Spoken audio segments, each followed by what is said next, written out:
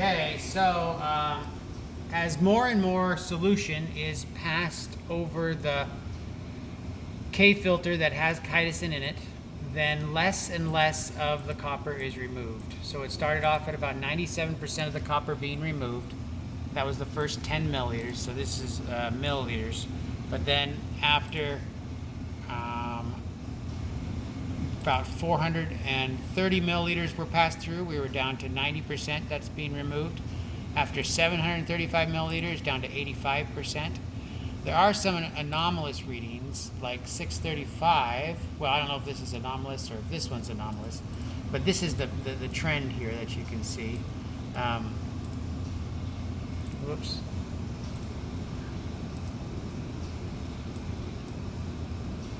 It looked like it was dropping down like this, but we had a couple that kind of pop up like that. This one was ran over here, which is after 1500 plus milliliters.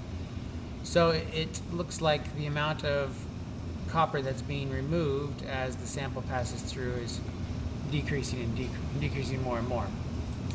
Okay, so I know that we talked about you trying to look at the blue color of the copper sulfate, but I'm concerned that that blue color just is not going to be very strong, and it's going to be hard to compare. So I started looking at the resistivity. Now, we talked about this before, the conductivity. Resistivity is the inverse of the conductivity.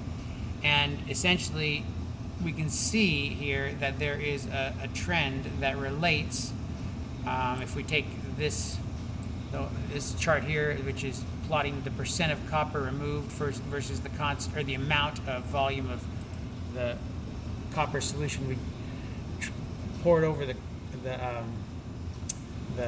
filter, and if we plot these together, and we can take this one for example, and what is it? This one, format data series. There we go. Put on the secondary axis. So now this one is plotting conductivity. No, this one's plotting the percent removed. This one's plotting conductivity over here, and you can see that they seem to go together fairly well.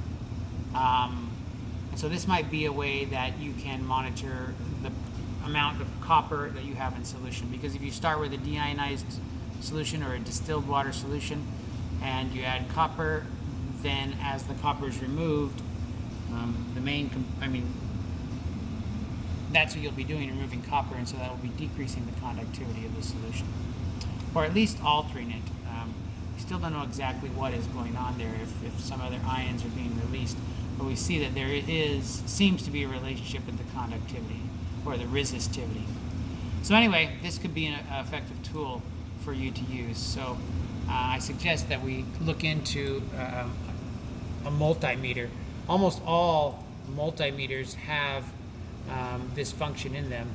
Here's one that has it, and this one is $24, right? So you can just change any one of these settings for resistivity here. Plug in your amp or your wires to the common and to this one is for resistivity. There it is right there, the ohm sign.